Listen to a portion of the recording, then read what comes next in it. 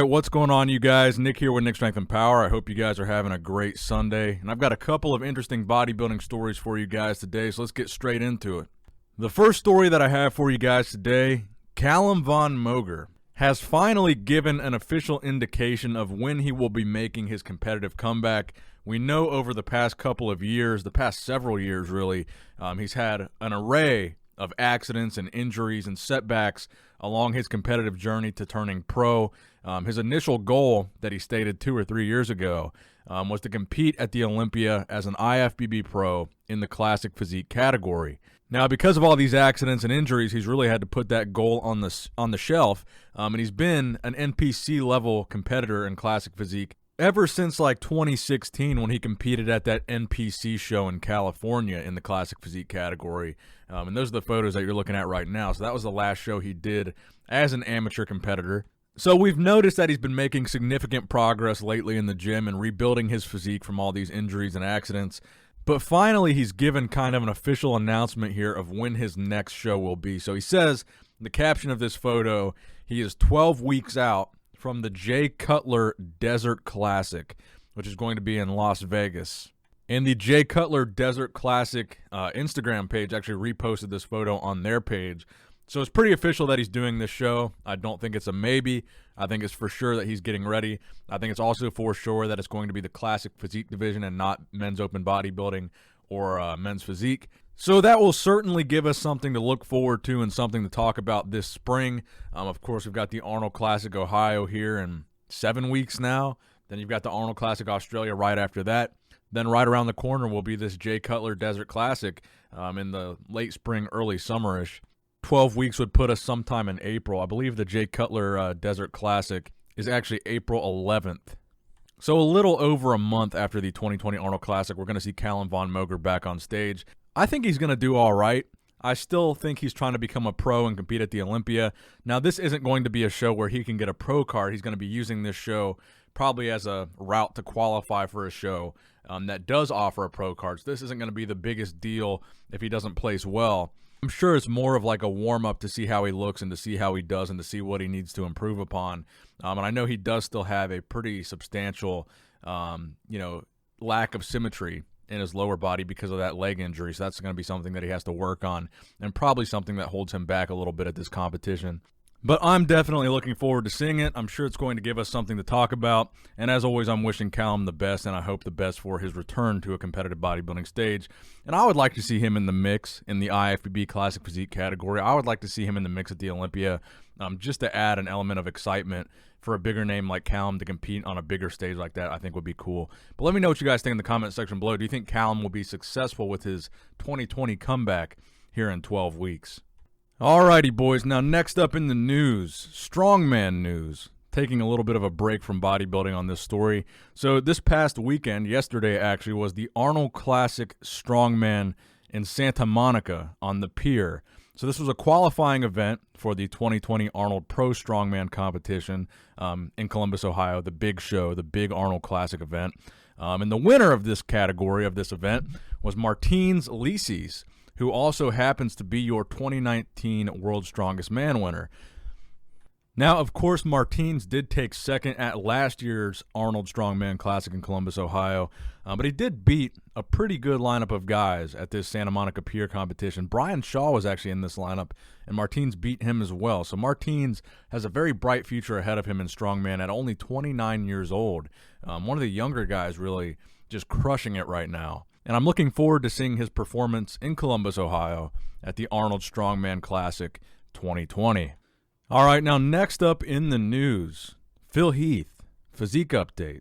A lot of people have been tagging me in this post for whatever reason. Sometimes when Phil posts something that people find impressive, for whatever reason, I end up getting tagged in it. But this one in particular, it seemed like a lot of people were sending to me and tagging me in this front double bicep picture.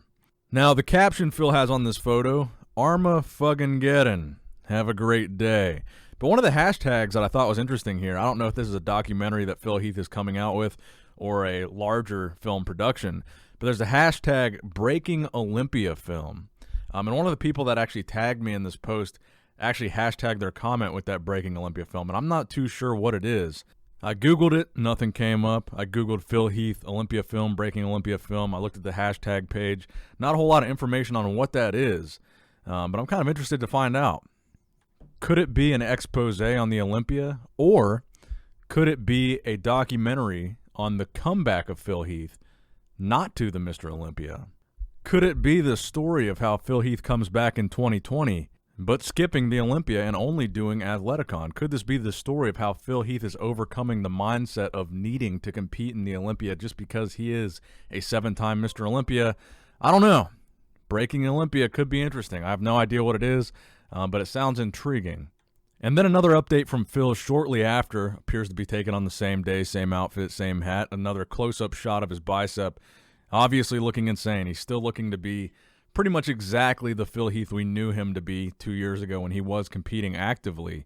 So Phil Heath really shows no signs of having slowed down, having let his physique slip, having retired. And actually, that's one of the comments I wanted to mention. I almost forgot. One of the comments that people tagged me in when they were tagging in that post, as someone asked Phil about retiring on that thread. I almost entirely forgot about this, and this is the whole reason I wanted to bring up this Phil Heath post. This guy comments, "What's your goal weight come retirement from bodybuilding?"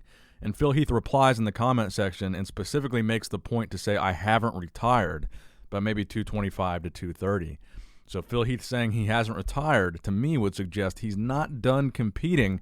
And I still think we're going to see Phil Heath compete in 2020. I don't think it will be the Olympia, and I do think it will be Athleticon. That's my prediction right now. I think we will see Phil Heath compete, and I do think it'll be Athleticon. You heard it here first, folks. Now, next up in the news, just another slight detour from bodybuilding. UFC 246 was late last night, and I'm sure a lot of you guys were with me also watching that event. Pretty much the world was watching the return of Conor McGregor, and everybody was eager to see whether or not Conor McGregor was going to be able to bring that wow factor again, to be the Conor McGregor that everyone knows and loves, the legendary version of Conor McGregor, not the Conor McGregor that's throwing chairs at buses and punching old men and doing all this crazy stuff outside of the octagon. People wanted to see savage in-ring Conor McGregor again, and that's exactly what Conor McGregor brought at UFC 246 versus Donald Cowboy Cerrone, finishing Cerrone within 40 seconds in the first round with an absolutely vicious technical knockout. And this was the second quickest finish in Conor McGregor's career, the previous being a 13-second finish with Jose Aldo. So Conor McGregor reminded everybody who Daddy was, and Daddy's back. Now, next up, Luke Sandoe has posted another physique update. I believe he's been in the offseason for the past few months, but I believe now he's gearing up for the prep for his next show.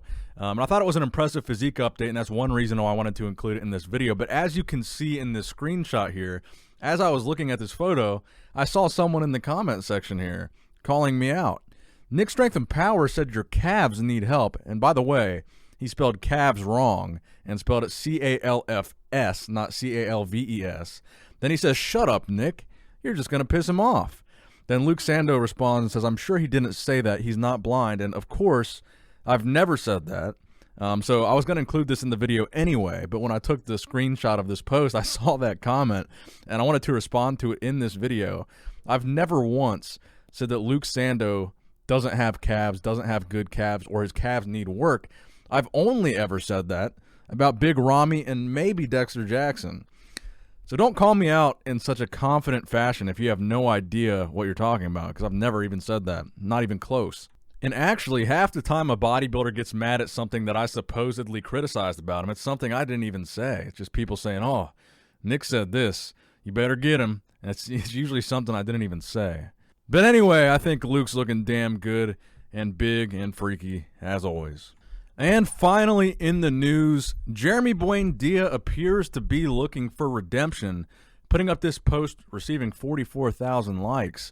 Fight for 5. Apparently hinting at a comeback to try to gain another Olympia title. And then shortly after posting that, maybe a day later, I shouldn't say shortly, he posted a physique photo. Obviously, a photo of his physique in his prime with the caption, "God, I can't wait to get back to this."